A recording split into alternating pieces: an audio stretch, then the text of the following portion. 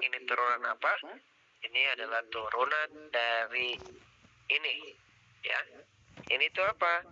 Piridin tentunya, ya. Silobelin ini dihasilkan oleh tembakau juga sebenarnya, ya. Tapi tembakau Indian. Kalau tembakau yang biasa itu adalah Nicotiana tabacum. Kalau ini adalah Lobelia inflata, ya. Lobelia inflata dari Lobeliaceae. Nah, ini kalau dilihat memang banyak sekali dari Lobeliaceae, Lobelia inflata ini, ya ada alkaloidnya, pada banyak. Tapi yang utamanya adalah ini, ada lobelin namanya. Dia biasanya berbentuk kristal. Tan warna itu kalau di bahasa bakunya itu adalah tidak memiliki warna, ya. Soalnya kalau misalkan kalau saya buat tulis putih kan nanti dikiranya kayak susu gitu ya, putih. Padahal kristal bening gitu ya, kayak kalau gula juga ada yang kekuningan ya. Padahal kristal gula gitu ya, ada yang putih, ada yang kekuningan kan. Tapi tan warna lah istilahnya, tidak berwarna, artinya jernih gitu ya. Kristal jernih, sulit larut dalam air tapi mudah larut dalam alkohol. Nah, ini sifat utama dari alkaloid ya.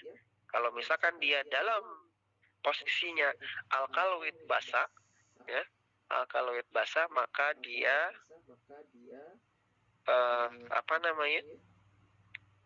dia larut dalam pelarut semipolar.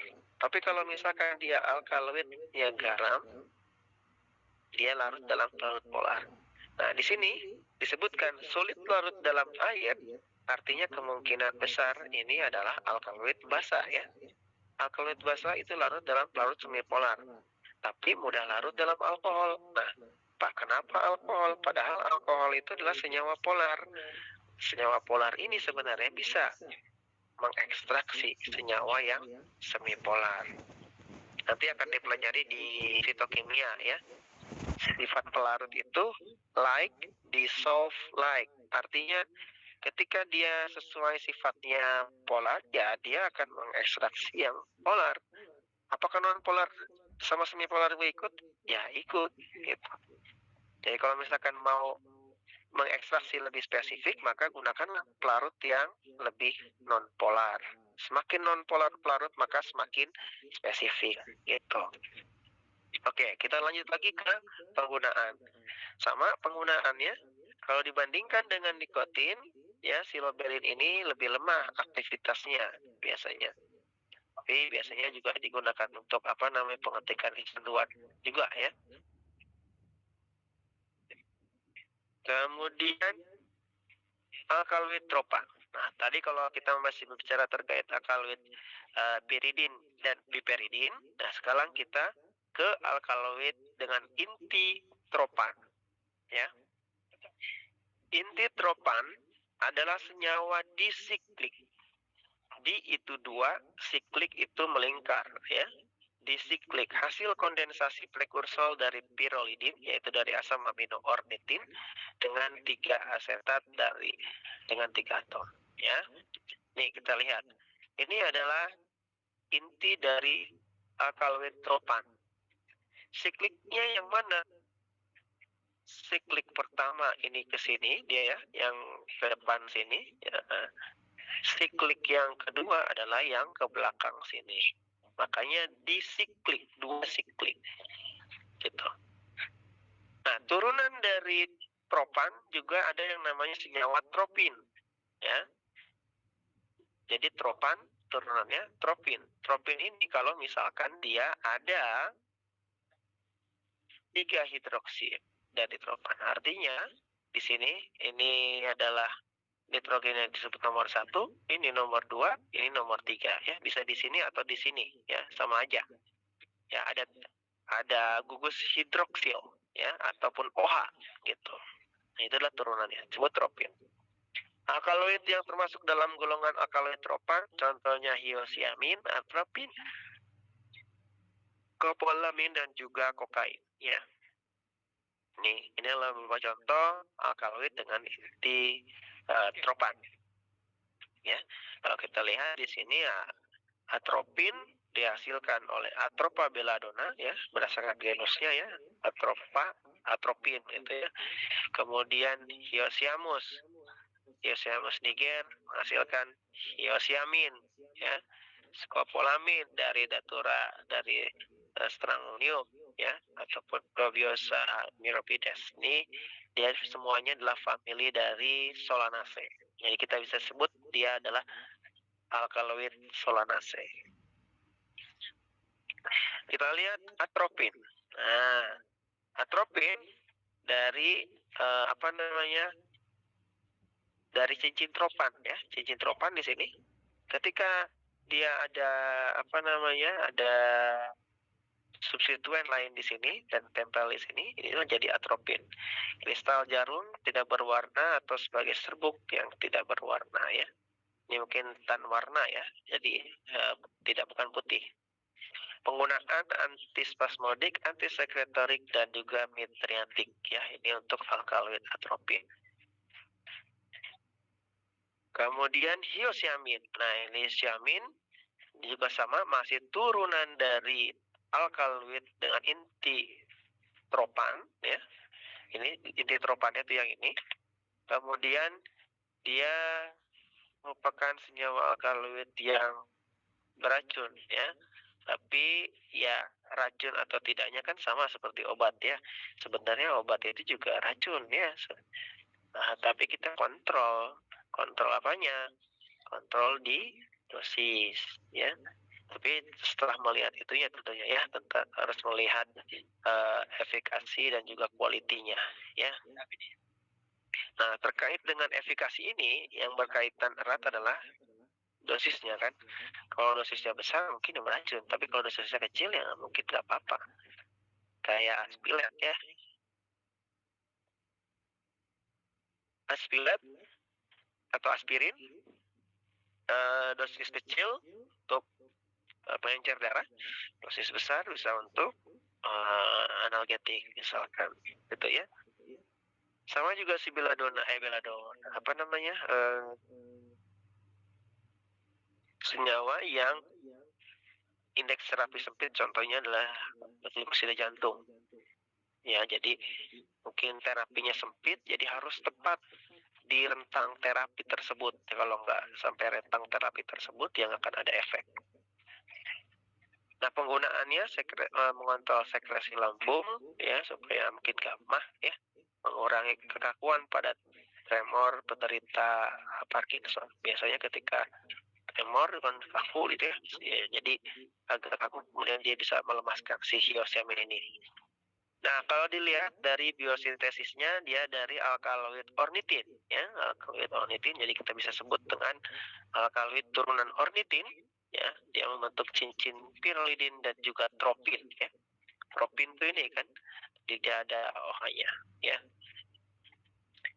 Nah, kemudian transmetilasi dari S-adenosil metionin yang menjadi inti dari tropin, yang kemudian nantinya akan membentuk dari hasil konversi fenilalanin untuk menjadi esterifikasi antara asam tropat dan juga tropin, ya.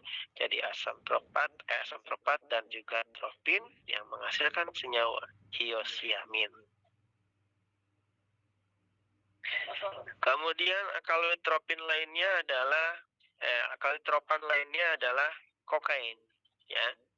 Kokain ini masuk dalam analgetika, ya, narkotika, tapi dia narkotik. Kokain berdasarkan dari Erythrocylum coca, ya. Ini pertama kali diisolasi 1820 dan diketahui sebagai anestesi lokal pada 1884. Jadi kriteria dari daun koka ini ada beberapa alkaloid nandanya, ya, terutama dari turunan senyawa metabolit atau turunan asam amino, ekonin, kemudian tropin dan juga higrin. Ini ada kokain, sinama kokain, beta-beta troksilin, ya, tropikain, ya, valerin dan seterusnya. Kalau misalkan dilihat, ya, si kokain, sinama alkohol ataupun sinamil kokain dan alfa dan beta truksin, kalau di hidrolisis, ya, ada ininya, ya, ada inti yang aslinya yaitu gonin. Sama seperti ini. Ya, ini kokain kalau dihidrolisis ya ini putus, gitu ya, kembali ke asalnya.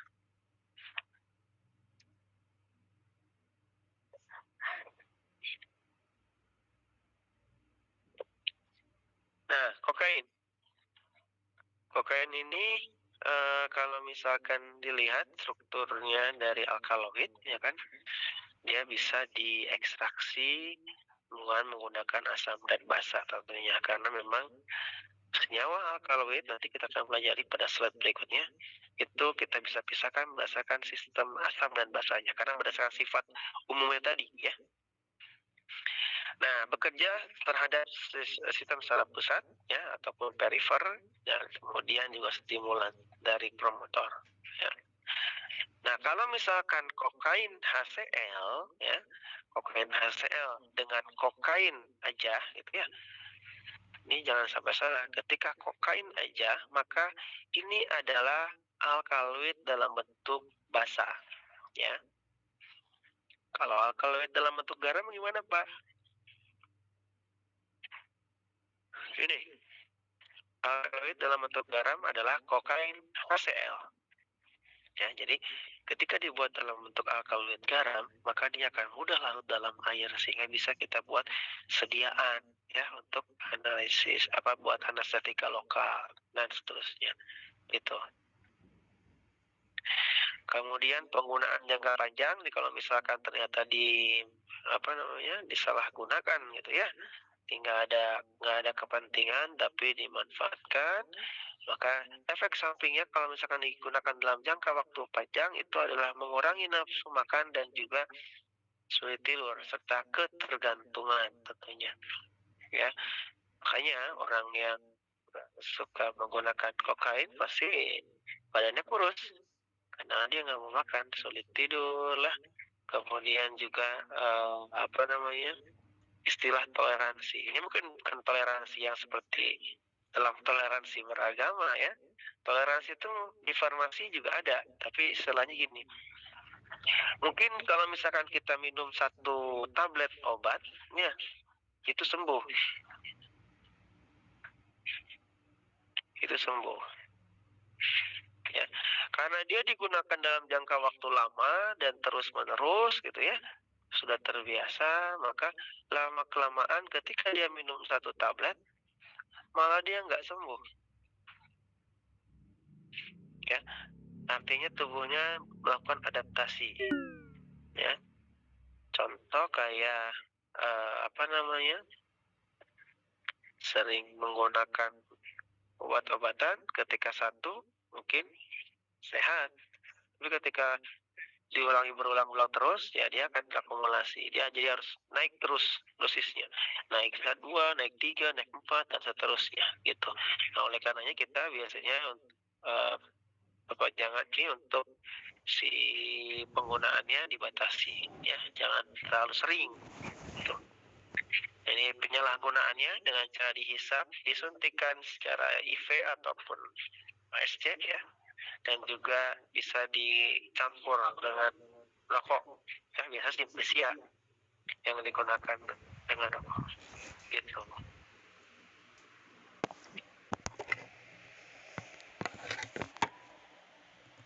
Selanjutnya adalah alkaloid quinolin. Alkaloid dengan cincin intinya adalah quinolin. Nah, ini dia. Kalau tadi kan piridin, piperidin terpisah, ada 1 benzen. Kalau ini 2 benzen.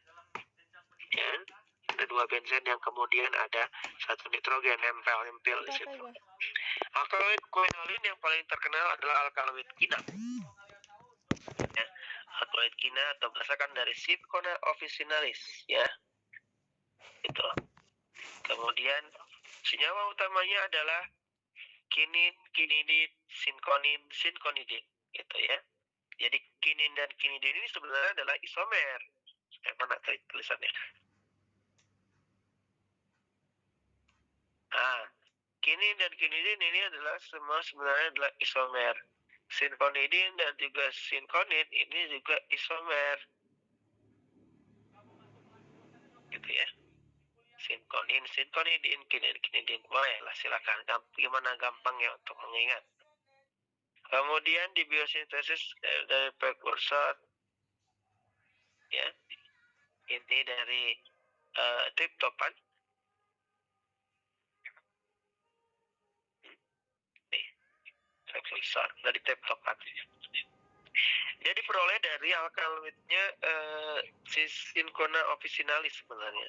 Ya, tapi ada beberapa spesies biasanya. Ada Succirubra, ada Legeriana, ada Kalisaya, tergantung dari daunnya ya. Mungkin di penggolongan kaina merah, kaina kuning ya. Apakah Legeriana atau Kalisaya nih, nggak tahu nih, yang sama. Ini familinya juga sama, Rubiaceae ya.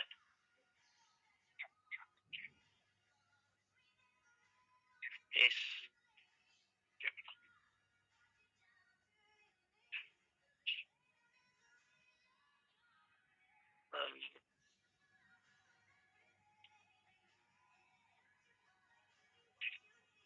Nah, lanjutkan.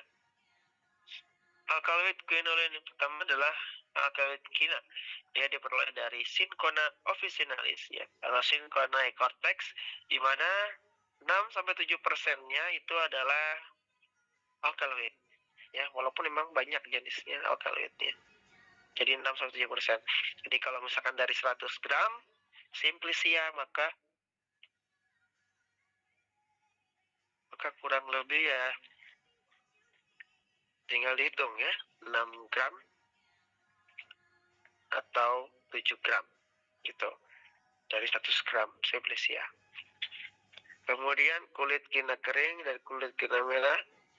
Nah, itu mungkin terkait dengan jumlah yang dihasilkan. Apakah alkaloidnya lebih banyak kan siapa? Kalau yang alkaloid dari si quina yang berwarna daun kuning, itu dia 1/2-2/3-nya itu adalah senyawa kinin. Ya. Sedangkan untuk yang merah, ini sinconidinnya malah yang lebih tinggi dibanding senyawa kininnya. Gitu. Penggunaan untuk alkaloid quina ini awalnya digunakan untuk demam ya. Tapi ya dengan seiring penelitian ya, karena demam itu kan manifestasi ataupun yang ditimbulkan ketika tubuh mengalami adanya infeksi serangan dari luar. Ada antigen yang masuk, yaitu berupa plasmodium misalkan ya. Kemudian itu ada demam. Nah, makanya diobatilah dengan kinin. Ya, sembuh gitu ya, turun demamnya. Nah, ini apakah demam atau malaria gitu ya, kayak dikaji. Kemudian quinidin juga sama. Ini dibuat untuk obat jantung ya. Quinidin ya, dari strukturnya ya, itu adalah sama ya, kinin dan quinidin, tapi ya beda yang satunya di sini ada sampingnya berupa metoksi ya. Kalau misalkan kebanyakan kita konsumsi ini, biasanya hilang pendengar sementara sama penglihatan ya, sama telinga berdering. Kenapa bisa sampai overdosis Pak? Padahal kan jarang yang menggunakan quina gitu ya untuk pengobatan. Quina juga ternyata tidak hanya digunakan untuk pengobatan loh, digunakan juga untuk minuman kayak Hoka, terus kemudian tonik itu, air yang tonik itu juga menggunakan kinin untuk rasa pahit ataupun rasa sepetnya itu ya. Kemudian isoquinoline. Nah, kalau tadi dia adalah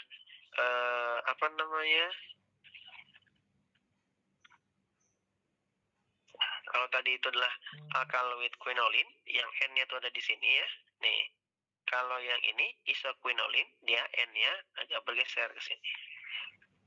Yang termasuk dalam golongan ini adalah alkaloid opium. Ya, opium. Ya, contohnya ada morfin, kodein, tebain ya. Ini inti dari fenantren. Ya. Ini contohnya beberapa, ada emetin ya, alkaloid senyawa emetin dari IPK, hidrastin dan berberin dari hidrastis, kemudian morfin, kodein, tebain dari opium ya, dan kurare dari atau bukurarin dari kurare. Nah, ini adalah untuk termasuk golongan isoquinolin ya. N-nya pindah ke sini. Nah, kita lihat opium. Jadi opium itu, nah ini adalah didapatkan dari tanaman asal Papaver somniferum ya, Papaveraceae. Ini tanamannya itu diambil dari lateksnya atau getahnya mungkin ya, di warna biru kehijauan sampai kuningan, yang kemudian kandungan utamanya dari opium ini atau Papaver somniferum ini adalah morfin ya. Kalau di sini mungkin nggak akan awet ya, dan biasanya kalaupun ada tumbuh gitu ya si Papaver somniferum itu pasti dikerangkeng si tanamannya karena takutnya diambil orang ya. Nih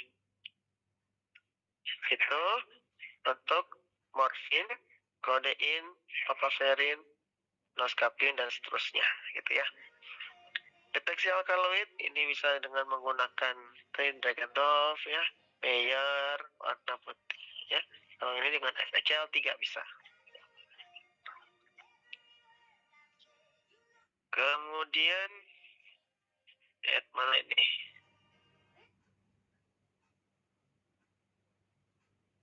Kok nggak bisa? Nah, morfin. Kita lihat struktur morfin. Ini adalah struktur morfin ya. Si itunya mana Pak? Si nikotinnya. Apa namanya? Si alkaloid sekundernya. Nah, ini dia ada alkaloid opium yang paling penting. Analgetik narkotik. Ini biasanya menginduksi mual dan muntah. Dan juga bisa menyebabkan ketagihan. Nah, turunan dari morfin itu ada heroin. Ya, kalau dilihat dari ini, dari heroin, ini efeknya untuk ketergantungannya akan lebih wow, ya, lebih oke. Ya, lebih parah gitu ya. Kalau morfin, lihat strukturnya ini. Di sini ini adalah struktur morfin ya. Kalau heroin, asetilasi gugus hidroksil. Ya, lihat gugus hidroksil dari morfin. Nah ini bukan hidroksil. Yang hidroksil itu ada ini satu sama ada ini satu. Dan ketika ini diubah menjadi gugus asetil, ya, ini diubah juga gugus asetil, ya, makanya di asetil morfin ada 2 asetil ya pada struktur morfin. Nah, ini morfin utamanya kayak gini. Nah, kalau tersubstitusi dengan nama yang lainnya berbeda gitu ya. Ya, heroin ya, dari morfin.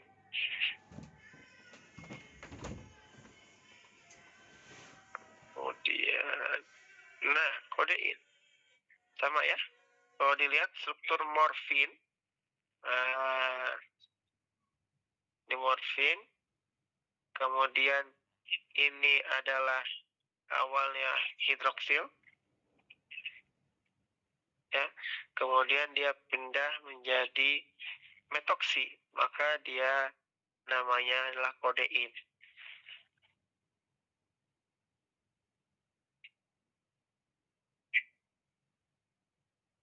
Kodein ini adalah metil morfin ya, metil ini gugus metil dan ini adalah struktur morfin. Merupakan alkaloid opium yang penggunaannya paling luas ya, karena digunakan untuk analgetik, narkotik ya, sedatif dan juga obat batuk ya, antitusif, obat batuk kering tentunya ya, tapi kalau bisa menggunakan ini kodein. Kemudian alkaloid indol. Nah, kalau indol, ya tadi kan dia cincinnya yang quinolin itu ada cincin 6 ya di sini ya. Kalau yang isoquinolin pindah N ya. Kalau ini sekarang yang satunya 6, yang satunya 5. Ini adalah indol. Alkaloid indol. Ini dalam contohnya ada raufia ya, dari senyawa alkaloidnya adalah reserpin, vincristin, flimbastin dari Catharanthus roseus ya. kemudian sama apa namanya, stigmine, fisostigmine, ergotamine, ergonovin, ini alkaloid ergot contohnya. Tuh. Ya, reserpin ini contoh pertama dari asam amino triptofan ya. Nah, kalau kita lihat ini nih, cincin indol ya. Nah, cincin indol. Cincin indolnya ini biasanya atau seluruh senyawa dari reserpin itu putih ataupun kuning pucat ya. Bukan putih berarti ya, bening putih ya. Bening atau tan warna ataupun kuning ya, kuning pucat. Kalau bisa kena cahaya, nah dia bisa bertambah gelap karena tidak stabil, karena harus secepatnya digunakan, kalau nggak dia akan benar-benar gelap. Kemudian reserpin sintetik ternyata lebih mahal dibandingkan dengan reserpin yang diproses oleh alam ataupun yang disintesis oleh alam ataupun yang berasal dari tumbuhan. Ya, nah ini kalau misalkan dilihat, kan kalau struktur bahan alam itu kalau lebih murah dan gampang untuk diisolasi, disintesis, ya kenapa enggak sintesis aja daripada isolasi, capek gitu ya.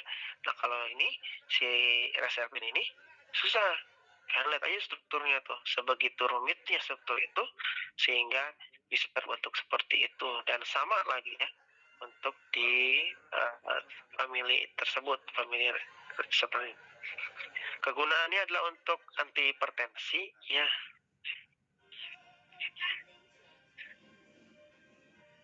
Nah ini vincristin, vinblastin masuk ke dalam alkaloid indol. Nah ini indol ya, ini intinya, ini intinya.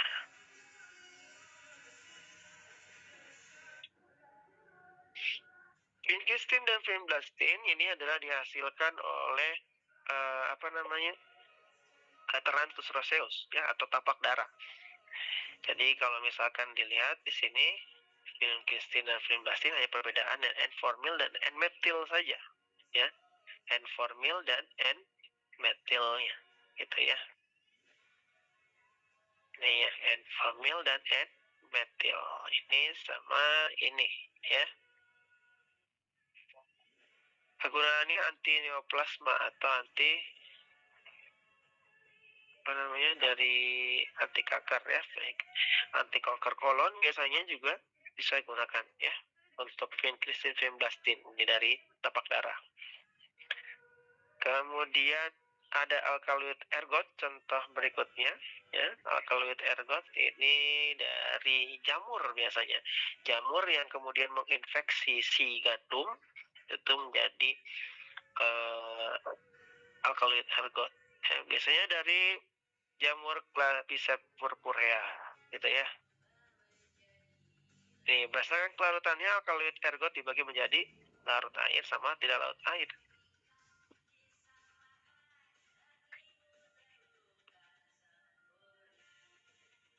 Ya, kalau yang larut air ada kemungkinan dalam bentuk basahnya ya. Dalam bentuk garam ataupun dalam bentuk banyak hidroksilnya. Tapi kalau misalkan dia tidak larut air, ya berarti dia alkaloid basah. Ya, kegunaannya banyak, oksitosik, analgetik, migrain, dan seterusnya. Kemudian ada alkaloid imidazol ya, alkaloid yang keenam imidazol. Nah ini seperti ini, ada cincin 5, tadi kan ada 6 sama 5, sekarang cincin 5 aja, tapi ada 2 nitrogen ya. 2 nitrogen yang salah satunya adalah ikatan atom konjugasi gitu ya. Ini biasanya berasal dari pilocarpus ya, senyawanya adalah pilocarpin atau asam pilokarpat, di mana nantinya untuk pengobatan glaukoma ya. Ini cincin utamanya di sini ya, pilocarpin. Ini imidazol, cincin imidazol. Kemudian alkaloidal steroidal, alkaloid steroidal. Maksudnya si struktur alkaloid ini, yang ini nih ya, alkaloid ini itu ketempelan ataupun ada penambahan struktur lain Kalau dilihat struktur steroid ini seperti ini. Nah, tapi kan sebenarnya dia ada penambahan lagi di sini nih. Ada penambahan lagi di sini. Nah, 1, 2, 3, 4 biasanya. Nah, gitu. Nah, tapi kenapa tambahan nih struktur yang ini? Struktur yang ini. Ketika tambahan yang ini, maka dia aktivitasnya juga berubah ya. Dari steroid sekarang menjadi steroid alkaloid steroidal. Ya. Kemudian biasanya ini tergantung dari jenisnya ya, solanum ataupun veratrum. Kemudian biasanya ditemukan dalam bentuk glikosida. Ya, maksud glikosida itu gini. Senyawa yang disebut dengan glikosida, glikosida itu terdiri dari dua struktur.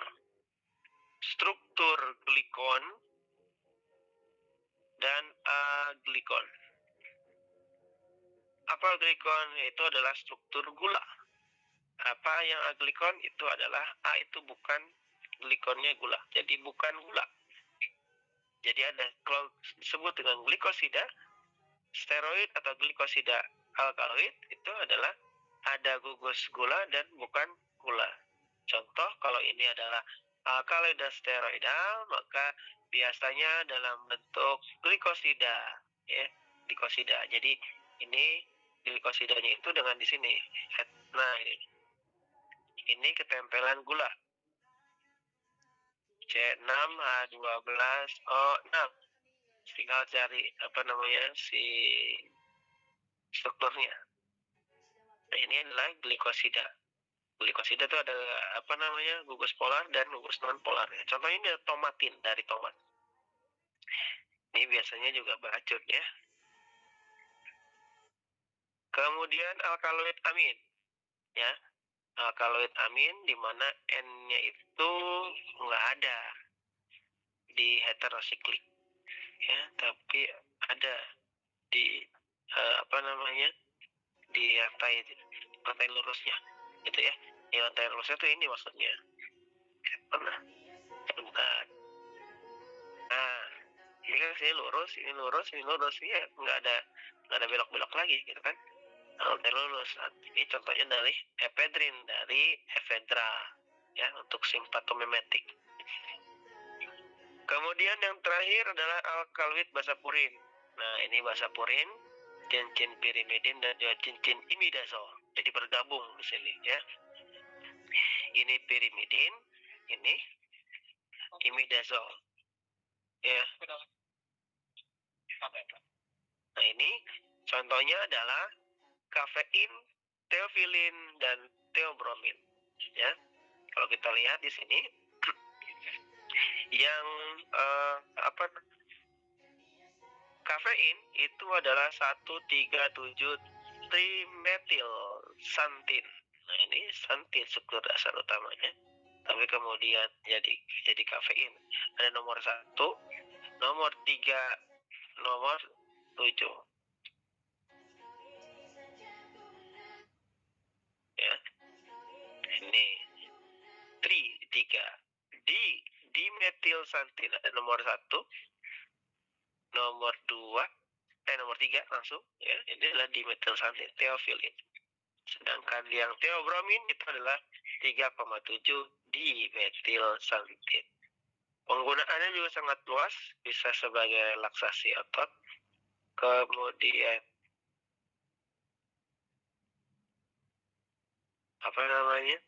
induksi sistem saraf pusat, ya, di induksi diuretis itu biasanya juga oleh kafein ya. Kafein yang banyak itu sebenarnya ada di teh, ya, ada di teh, gitu. Nah, ini untuk menginduksi diuresis, untuk monitor sekresi asam lambung.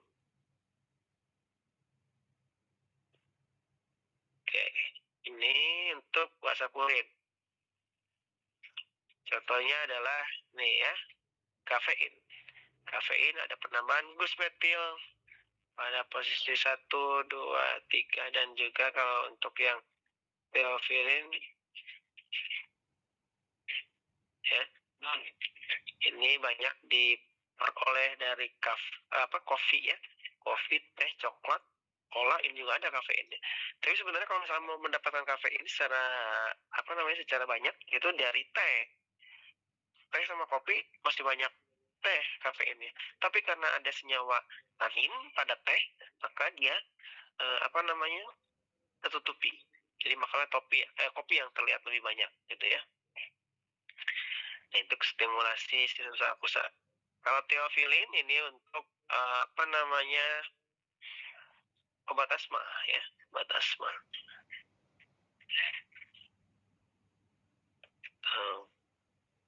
Kalau satu lagi terakhir ya, sampai sini ada pertanyaan? Tapi di sini paling banyak malah belum publikasi. Paling banyak malah publikasi. Silakan. Kalau ada pertanyaan, silakan untuk raise hand.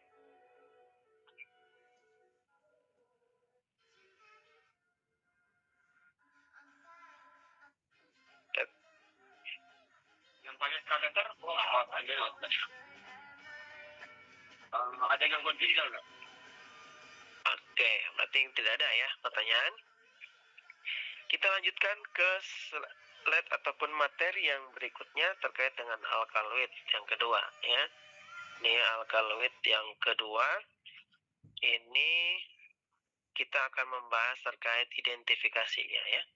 Identifikasi, kemudian mengisolasikannya, dan juga mungkin akan membahas turunan triptopan ya. Kalau ini salah satu contoh aja ya, alkaloid turunan triptopan, contohnya apa saja, mungkin nanti kalau mungkin tidak sempat, nanti silakan dibaca ya, dan saya berikan slide-nya. Tapi kalau untuk yang terpenting sih ini di bagian identifikasi dan isolasinya, ya teman-teman harus tahu ya. Teman-teman sudah mengetahui definisi, sebaran, kemudian penggolongan, ya. Ya, sekarang kita bagaimana mengidentifikasikannya dan juga mengisolasikannya, ya.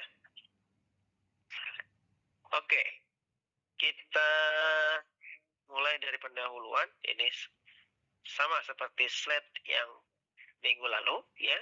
Terkait dengan sifat umum, ya, ada nitrogen, bentuknya kristal atau amorf, ya. Kecuali memang ada beberapa senyawa yang bersifat cair ya, kayak nikotin dan aspartein gitu ya, rasanya pahit.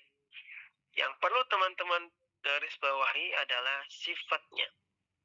Di alam tumbuhan itu memiliki dua bentuk alkaloid ya, kurang lebih dua bentuk alkaloid. Yang pertama adalah alkaloid dalam bentuk garam.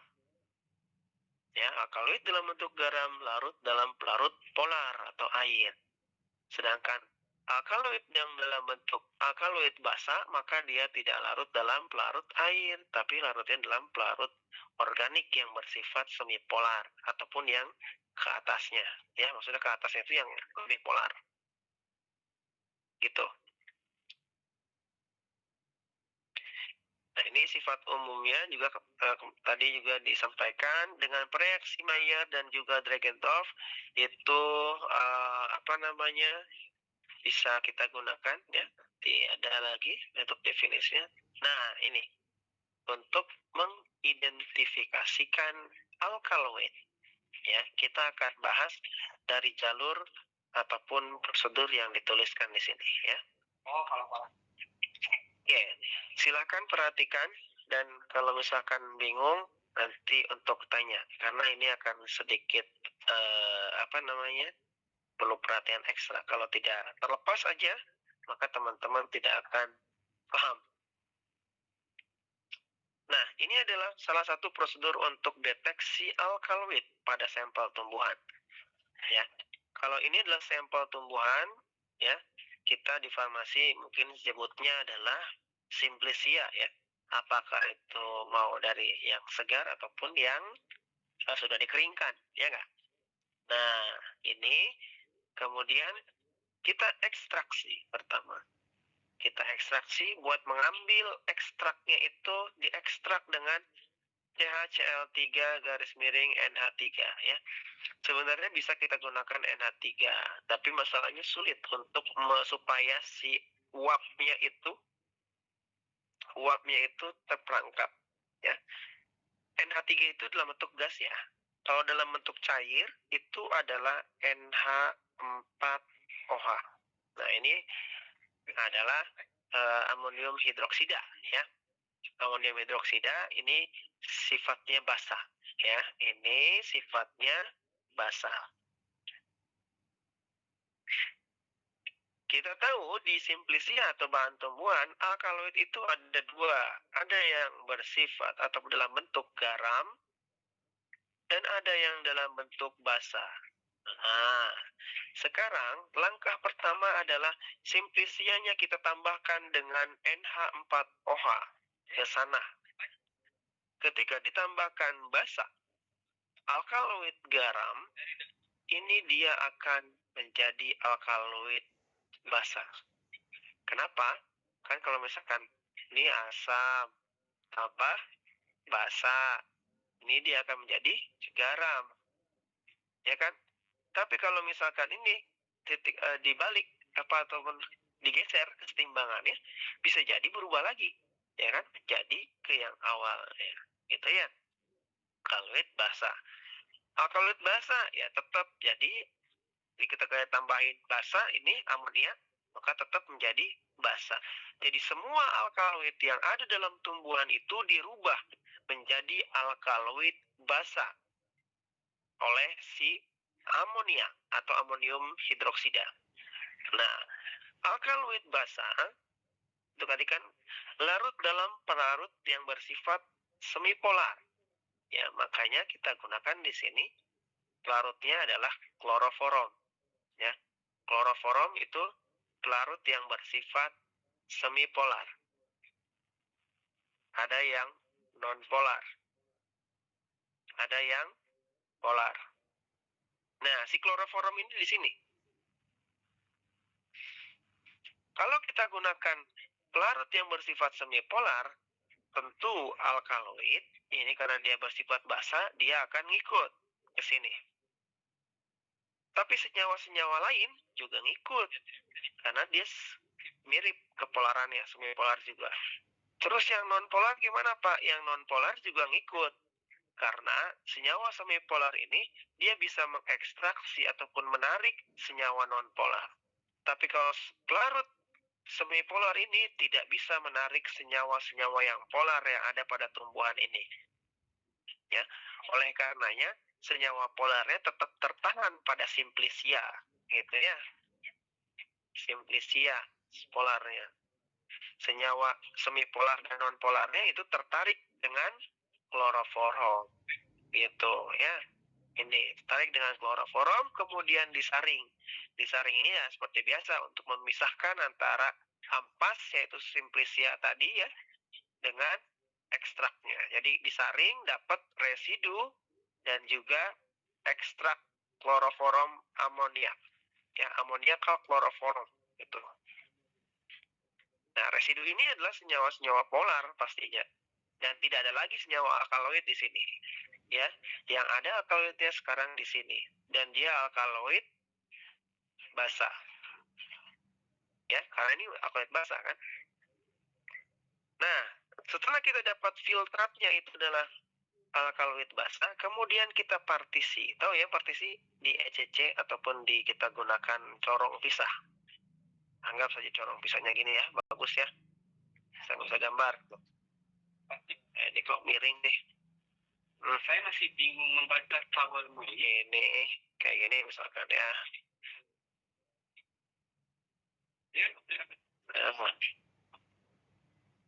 Ya, corong pisah. Anggap ini corong pisah. Corong pisah ini ada kloroforum, ya. Ini ekstrak kloroforum masukkan ke sini, kemudian ditambahkan dipartisi dengan H2SO4 5%. Kalau H2SO4 5% kan kita buatnya anggap saja 5 mili H2SO4 ditambah dengan 95 mili aqua kan ya. Nah, jadi kurang lebih pelarutnya itu adalah aqua. Nah, ketika kloroforum ditambahkan dengan fase asam. Ini kloroforum tambahkan fase asam. Nah, yang ini adalah kloroforum di bawah. Kenapa? Karena biji kloroforum dengan air ini aqua, walaupun ya ada sedikit asam sulfat sih, nggak akan nambah bobotnya, ya. Jadi air akan ada di atas di sini. Nah, di sini adalah fase asam. Fase asam. Kalau ini adalah kloroforum CHCl3. Ya. Nah, ketika ditambahkan dengan asam, tadi kan di sini alkaloidnya basa ya. Ditambahkan dengan asam, maka alkaloidnya berubah menjadi alkaloid garam. Basa tambah asam ya garam. Ya. Nah, sekarang jadi alkaloid garam. Alkaloid garam larut di mana? Alkaloid garam larut di fase asam. Kenapa fase asam? Karena dia kurang lebih isinya sebagian besar adalah aqua. Gitu. Terus senyawa-senyawa yang bersifat semipolar dan polar di mana, Pak? Oh, ada di sini, ada di kloroforum. Gitu. Jadi ketika ini nanti dipisahkan, fase asam dan juga fase kloroforum, yang lapisan kloroforum berarti di bagian bawah, ini mengandung senyawa-senyawa yang bersifat semipolar dan nonpolar tentunya ya. Tapi bukan alkaloid. Gitu. Alkaloidnya kemana? Alkaloidnya ada di lapisan air. Ada nggak senyawa nonpolar dan semipolarnya? Nggak ada. Kenapa? Karena air itu tidak bisa mengekstraksi senyawa nonpolar. Pak, nonpolar-polar itu gimana sih, Pak? Kalau gampangnya adalah antara minyak sama air. Yang polar itu adalah minyak. Yang polar itu adalah air. Yang nonpolar itu adalah minyak. Itu, ya. Ini makanya dia tidak akan larut, ya, senyawa semipolar. Nah, jadi di sini hanya ada alkaloid garam. Ketika di sini ada alkaloid garam, tidak ada senyawa yang lain, maka ini kita bisa identifikasikan dengan beberapa reagen ini. Ada Dragendorf, Mayer, dan juga Wagner. Gitu ceritanya. Sampai sini ada pertanyaan?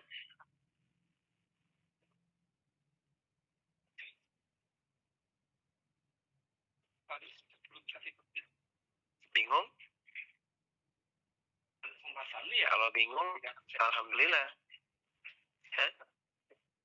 Karena kalau bingung berarti ada yang dipikirkan. Ada pertanyaan kan?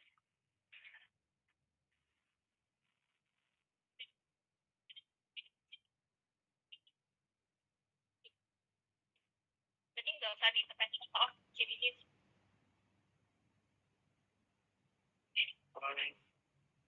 Nanti kita akan mengintervensi seperti itu.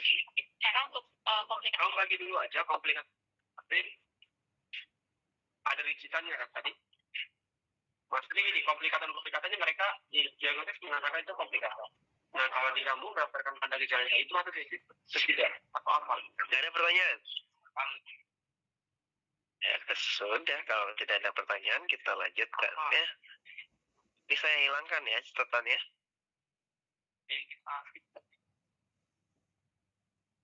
Benar, nggak ada pertanyaan?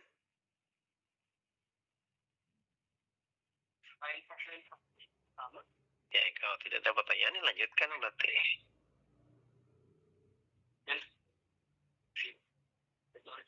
Bukan yang ini. Nah, berikutnya.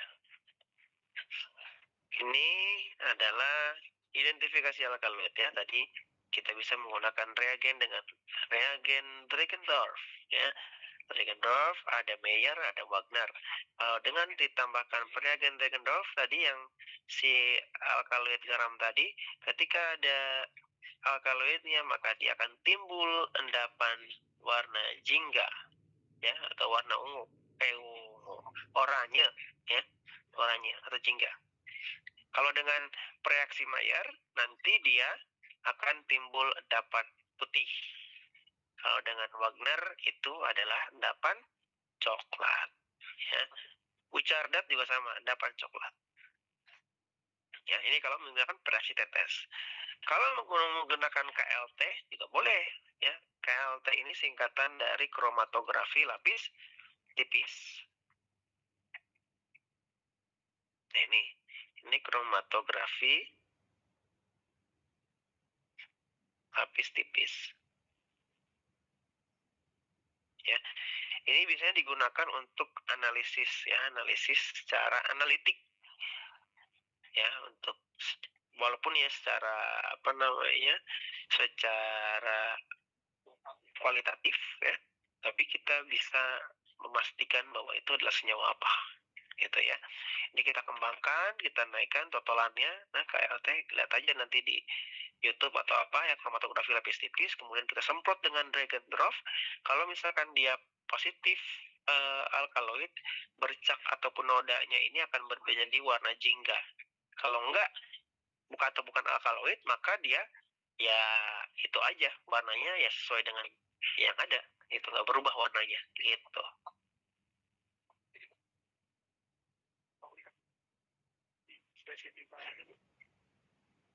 Oke. Selanjutnya adalah isolasinya. Nah, kalau ini sebenarnya sama aja ya prinsipnya. Kalau tadi kalau tadi dibasahkan dulu, baru kemudian diasamkan. Kalau ini dibalik. Jadi diasamkan dulu, baru dibasahkan nantinya.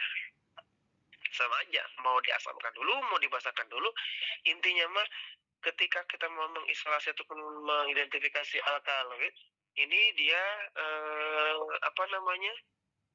kita bisa berubah tergantung keinginan kita ataupun tergantung dari si sampel. Ya, yang penting jelas. Oke, tolong perhatikan lagi ini juga sama seperti tadi ya, perlu perhatian. Kita mulai dari ini ya. Mana ini? Nah, dari Simplicia ya. Simplicia ini pertama dilakukan devatisasi menggunakan heksan ya. Heksan ini adalah pelarut yang bersifat non polar. Kemudian ataupun diganti bisa dengan petrolometer ya kalau nggak ada heksan gitu, untuk membuat ataupun mengambil klorofil yang bersifat senyawa yang bersifat nonpolar, itu diambil oleh ini ya. Nah, kemudian setelah itu diekstrak menggunakan MeOH ataupun metanol ya. Metanol diekstraksi, kemudian disaring, kemudian dipekatkan, dapat ekstrak ya. Nah, ekstrak ini kemudian disuspensikan dalam asam tartrate, ditambahkan asam. Nah, ingat lagi, alkaloid di sini ada dalam bentuk alkaloid basa dan alkaloid garam tentunya ya. Karena ini adalah metanol. Karena metanol itu adalah pelarut universal. Nah, universal. Kenapa universal? Dia bisa mengambil sebagian besar senyawa yang bersifat polar, semipolar, dan juga nonpolar. Jadi dia bisa mengekstraksi semuanya. Ya. Artinya yang alkaloid basa dan alkaloid garam pun akan terekstraksi di sini. Ketika ditambahkan asam, alkaloid basa ini akan berubah menjadi alkaloid garam. Kemudian alkaloid garam ditambahkan asam, dia akan jadi basa, tetap menjadi alkaloid garam. Jadi semuanya alkaloid diubah menjadi alkaloid garam di sini. Ketika ditambahkan sama asam tartar sampai pH-nya 5. Kemudian ini kan asam tartrat ya. Asam tartrat pasti itunya air ya. Pelarutnya ataupun pengencernya. Kemudian kita ECC. Tuh, ECC lagi nih. Kita ECC ya. Kita ECC. Yang satu ini asam tartar yang masuk ke sini atau fase asam ya. Kemudian etil asetat. Maka nanti ketika dikocok, oke, maaf. Ketika dikocok ini akan menjadi fase asam ya. Fase asam. Kemudian ini adalah etil asetat ya. Etil asetat. Ini jadinya sekarang alkaloid garam ada di mana? Alkaloid garam itu akan ada di fase asam. Ya kan? Etanol, etil asetatnya gimana? Di etil asetat. Etil asetatnya akan menarik senyawa-senyawa yang bersifat semipolar dan non-polar. Dan polar. Ya, karena non-polarnya udah diambil di sini menggunakan heksa. Sisa tinggal semipolar dan polar. Jadi ketika di heksasnya menggunakan etil asetat, senyawa yang bersifat semipolar dan non-polar itu akan ada di sini, ada di etil asetat. Ya, ada etil asetat. Dan alkaloidnya ada di sini sekarang. Ini alkaloid garam, ya. Senyawa-senyawa yang lain ya kayak bukan non-polar, tapi polar ya, polar. Ya, walaupun nggak semuanya polar ikut sini. Ya, kayak saponin, diterpenoid itu ya di sini gitu ya. Alkaloid ya pindah ke sini gitu. Nah, ketika di sini alkaloid garam dibasahkan ya, dibuat alkali ya, atau dibuat basah menggunakan natrium bikarbonat. Karena dia bersifat basah, ingat alkaloid garam ketika ditambahkan basah maka dia akan berubah menjadi alkaloid basah. Ya, alkaloid basah larut pada pelarut yang bersifat semipolar, makanya dia kecil lagi tuh. Ini dengan etil asetat. Maka sekarang alkaloidnya ada di sini ya. Alkaloid basah yang mengandung amin primer, amin sekunder, dan amin tersier itu bisa ke sini. Ya. Kalau untuk ekstrak airnya di sini inilah biasanya untuk yang amin kuaternar ya, dan N-oksida. Ini biasanya jarang yang sini sih. Tapi sebagian besar senyawa alkaloid itu ada di sini. Ya. Gitu. Ini adalah cara isolasi alkaloid. Sampai sini ada pertanyaan?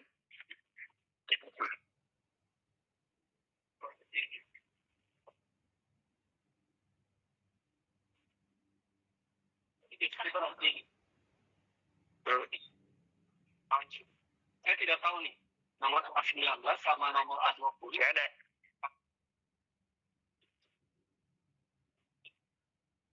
Ini beda lagi, ini di sini beda lagi gitu. Jadi sebenarnya gejala yang baik. Gimana nih?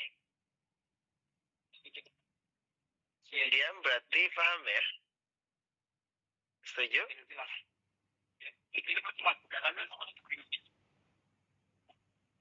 Nah, nanti kalau minggu depan ditanya lagi, harus bisa ya.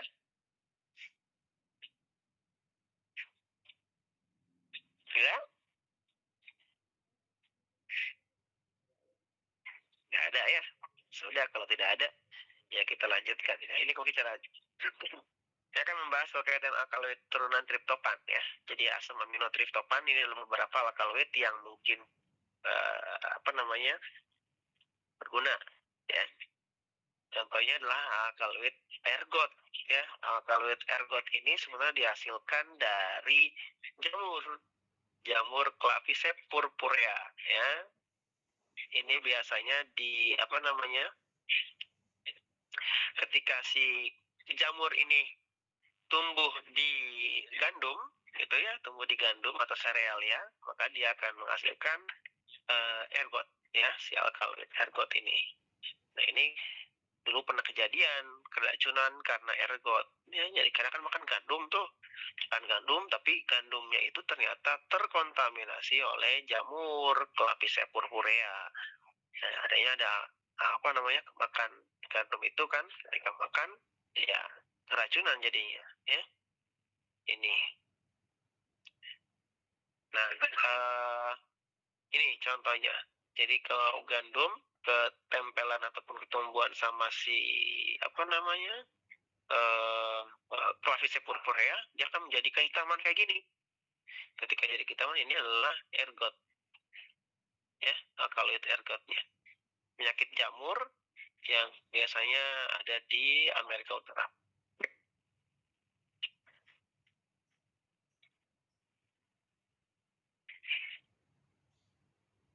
Nah, biasanya ada beberapa spesies ya, ada Claviceps purpurea, Claviceps kemudian Microfelia dan seterusnya ya. Ini adalah familinya yang selalu menginfeksi ya tumbuhan, biasanya Cerealia ya. Nah, ini kebanyakan alkaloid ergot ini bersifat toksik. Ingat, toksik juga kita tergantung dosis ya. Tinggal lihat berapa toksisitasnya, nilainya. Apakah toksik untuk apa dulu? Untuk kehidupan sel atau untuk mungkin bisa untuk sel kanker. Sedangkan untuk sel kanker nggak masalah ya. Makanya ada si vincristine, dia bisa buat anti kanker ya, anti kanker dari tabak darah. Nah, ini alkaloid ergot contohnya.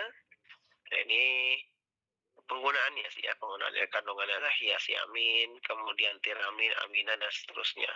Nah, ini adalah contoh-contoh senyawa yang dihasilkan dari alkaloid ergot. Penggunaannya ini sebagai oksitoksik ya, yang mencepat persalinan biasanya untuk ergometrin ya.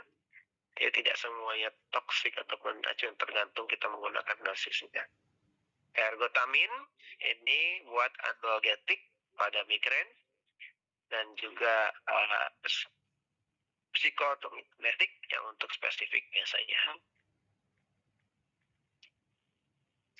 Kemudian contohnya lagi ada calabarbin ya, biji Meliphyllostigma valenosum.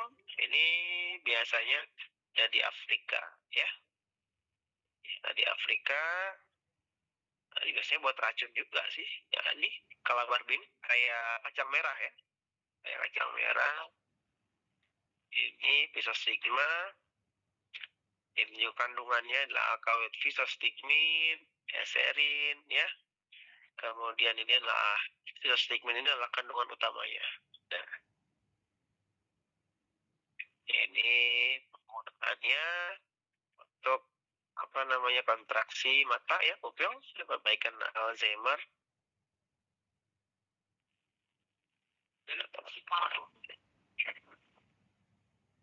Apa penyakitnya?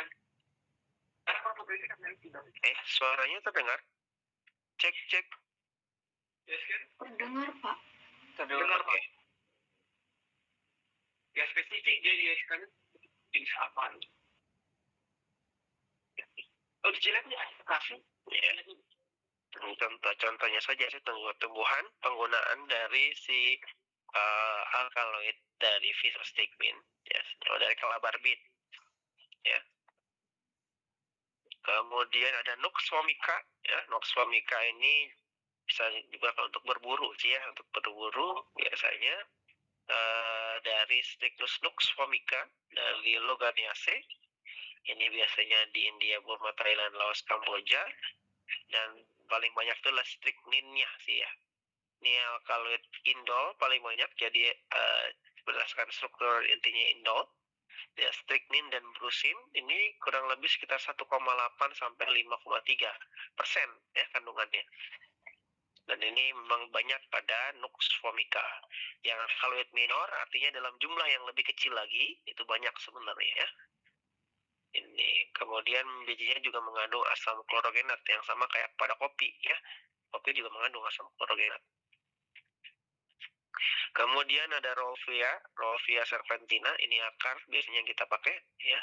Rolfia radix. Ini biasanya kita lihat alkaloidnya juga banyak ke sini. Kalau teman-teman sudah ke radix Dorfia itu ya banyak alkaloidnya ya. Ini dengan kadarnya sekian ya 0,7 sampai 0,4 dan ini adalah kandungannya ajmalisin ya, ajmalinin, serpentin dan serpentinin, yaitu sama-sama seperti kinidin, sinkonidin yang pada kina alkaloid quinolin. Ya. Nah, ini sejarahnya mungkin teman-teman nanti bisa baca. Alstonia bark juga sama seperti kulit batang kina ya.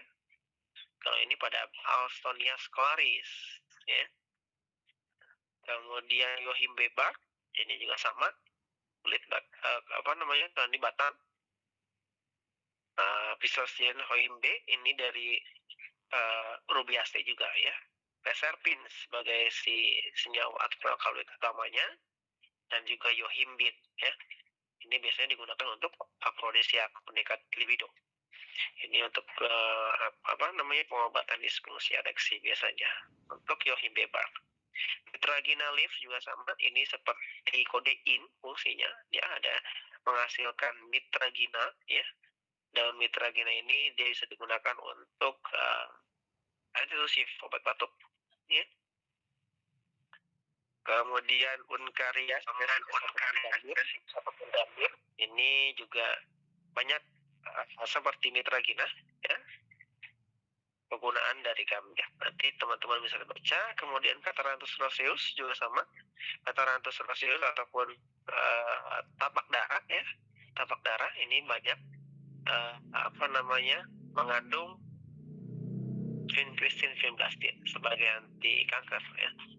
Dulunya sih awalnya sebagai diabetes ya, ada kemudian leukemia.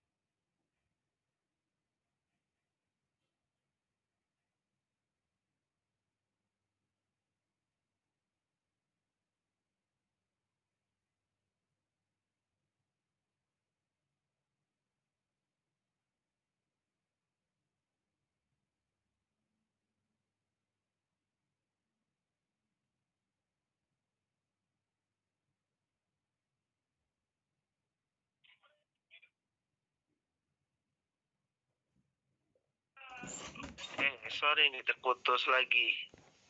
Tadi sampai mana?